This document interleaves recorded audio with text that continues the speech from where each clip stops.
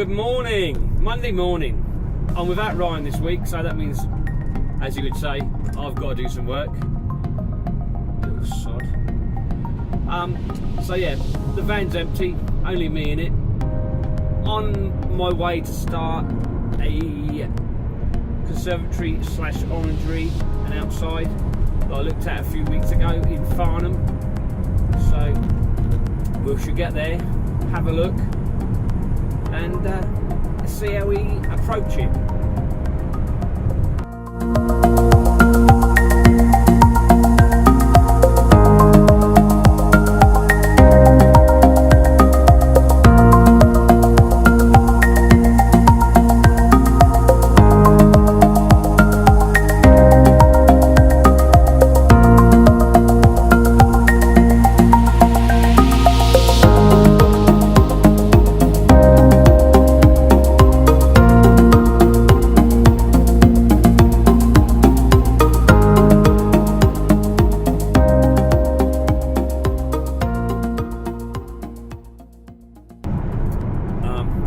You work in a customer's house, you make a bit of a boo-boo. Do you A, try and cover up your mistake, forget about it, don't mention it, move on, hope the customer never finds out? Or B, put your hands up and say, I've made a mistake, I'll do what I can to rectify it, and move on. So, where would you go with that? I've always done the B route. I've always put my hands up and said, look, made a mistake. We all do it. Happened to be back in the summer. We were doing a horse stairs and landing, and the customer had an office. On the back of his office was a shirt. Me, like an idiot, didn't check the back of the door. Merrily painting the back of the door edge. The wind blew the shirt into the gap, the little gap between the edge of the door and the door frame, and I ended up getting gloss all over his shirt. So luckily now, got on the phone, found his shirt. It was a Charles whatever, Twyford. But anyway, I found it. Ordered him a new one, and then went downstairs and said, look, I've messed up, but I have ordered you another shirt, and it came the next day. I always think it's best to just put your hands up, because I think the customers appreciate honesty more than you trying to cover up stuff, and it just looks bad on you. It really does. Now, I had the same problem yesterday. I went and got the van, because I'm a lazy git. When I got my van cleaned for today, so it looked nice and shiny when it arrived on the job. So went down there, left the van with them, they washed it for me, come back.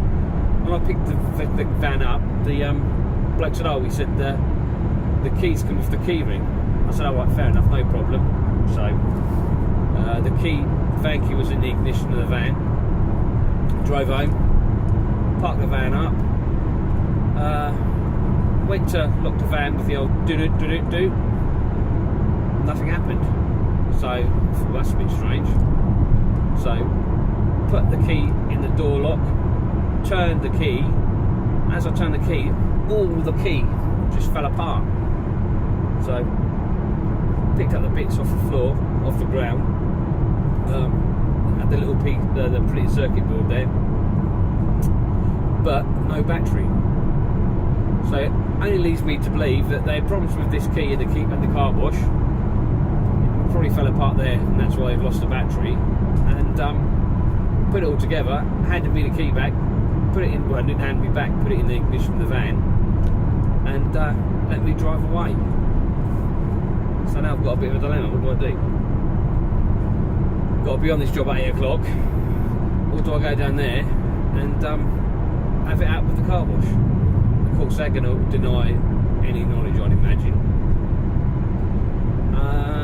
So yeah, just don't know. It's just a bit frustrating, to be honest. Why can't they just say, look, there's your key, we'll replace it. But there you go. I was always told treat people like you want to be treated yourself, but obviously it doesn't work. So depending on how long these quotes take me to look at tonight, I may pop down there later and see exactly how the land lies, but I'm not holding out a great deal of hope. At the moment, it's being held together with about half a roll of masking tape.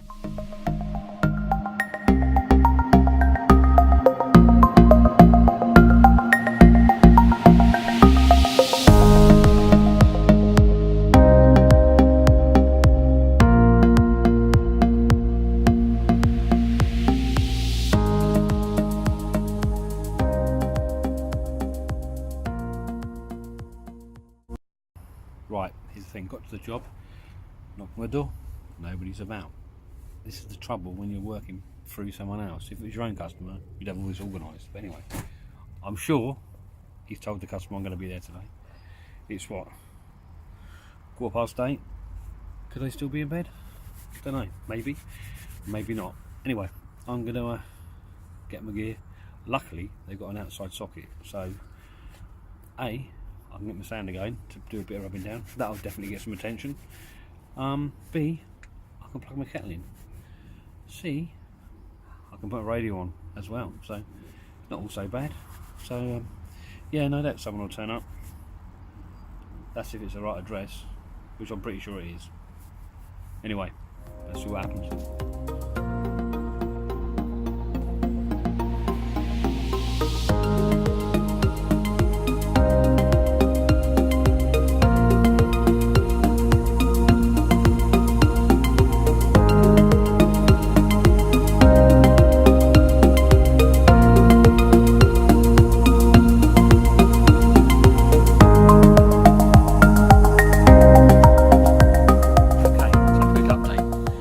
The customer wasn't here.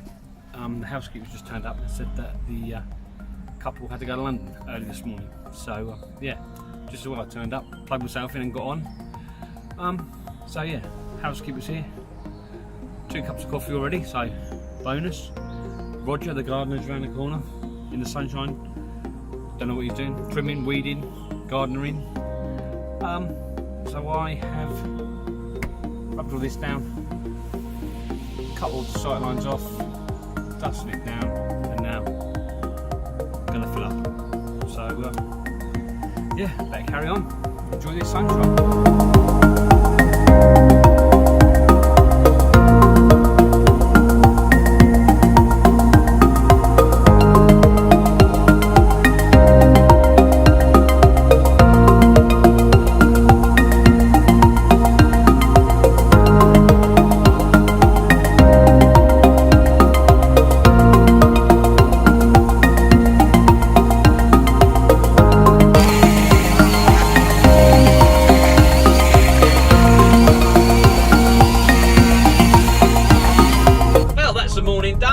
Just nipping to get some lunch and try and sort this key out for my van. So yeah, had a good morning, sorted in the prep as we know. So yeah, I've been sanding, filling. But yeah, anyway, turned out to be a nice day, so that's bonus. Yeah, gonna get a sandwich and then get back on it for a few hours. So I'll see you in a bit.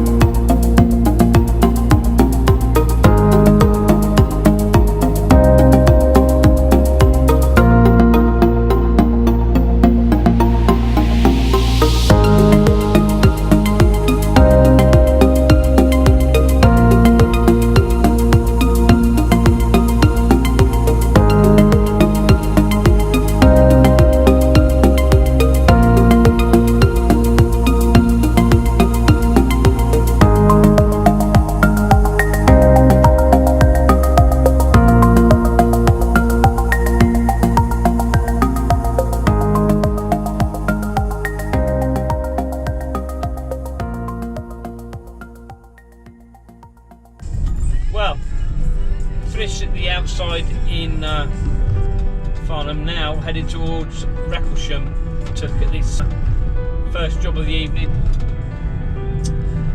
Yeah, we'll see how it goes. Been a lovely day, but now I'm running late, which I hate doing. You should never meet someone for the first time by apologising for being late. That's what I was always told. And guess what I'm doing? I'm meeting them for the first time and apologising for being late. We always try and do that extra little bit, don't you? And it takes longer than you thought, and then you're in trouble. Anyway, thank goodness for SatNav. I've been using an app for my quotes and invoices, and also the customer's details into your it's a desktop. You're crossing, mate. It's a desktop application, but it comes with an app as well. So you invoice and you can invoice and do quotes on the app. It's far easier on a desktop. But then, if you've got an appointment, you want to transfer onto your app. You can it'll give you directions to the job. So it does make life a lot quicker. I mean, it's not the cheapest. It's about $50 a month, but it saves so much time and trouble. You're not repeating things or looking stuff up. You've got it. You've got the customer's details. You can look up their quotes. You can look up their invoices. And like I say, most importantly, if you're running late, you can press directions and it will take you straight to give you directions through Google Maps straight to their job. I'm saying all that now. I bet it goes tits up. Okay, that was good. That was interesting. All the decorators turned up at different times. Apparently, there was a decorator booked in at 3 that turned up at 1. A woman decorator that was meant to be there at 5 turned up at 4. I was meant to be there at 4 and turned up at 15:15. Little horse stairs and landing. Nothing too complicated. Concerned about the price, but then I think a lot of people are. But unfortunately, it is what it is. So we'll put a price in and see how we get on. On to the next one. Apparently this woman's looking after 6 kids, so that's going to be interesting. I'll let you know after.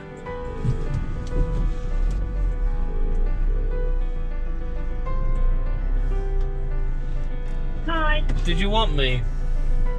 Well, just to know what time you're coming home, that was all. Well, I'm looking at jobs, aren't I? Oh, of course you are. I'm just leaving. Yeah. I'm just leaving the last one now. Lovely house. Beautiful. Okay then. Alright, I'll see you in a bit. Alright. Bye. Bye, bye, bye. Bye, bye, bye. Well, that was a lovely job. Yeah, what a beautiful place. Really nice. I think the customers done all the walls and ceilings, well, some of the walls and ceilings, and he's just not very confident about doing the woodwork. But yeah, lovely new build property. Really, really nice. We're going to concentrate on giving a price for the hall stairs and landing, and then I've no doubt there's other work there to be done, I'd imagine, because none of the rooms have really been done. They're there in bare plaster. So I think it could be the opportunity for a little bit of work there. So we'll have to go in with a good price. So yeah, now home to do the quotes. The fun of being self-employed.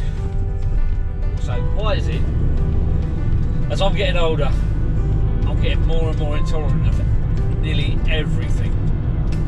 Everything seems to wind me up. I used to be so laid back, you wouldn't believe, and now I find a problem with nearly everything. Is that an old age thing?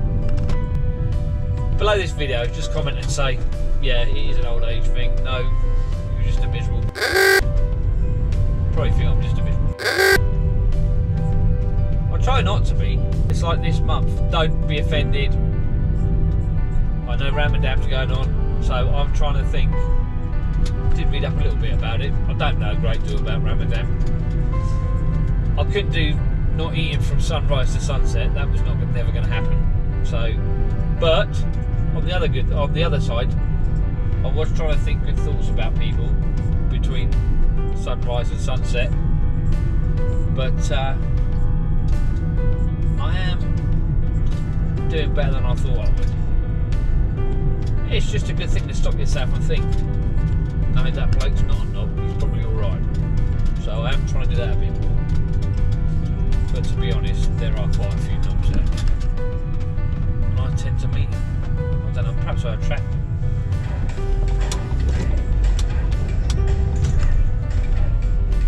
Right, that's me for the day. I'm nearly, well, say that's me for the day. I'm not going to do a quote, but at least I'm home. So, park up the old van, fire up the old computer.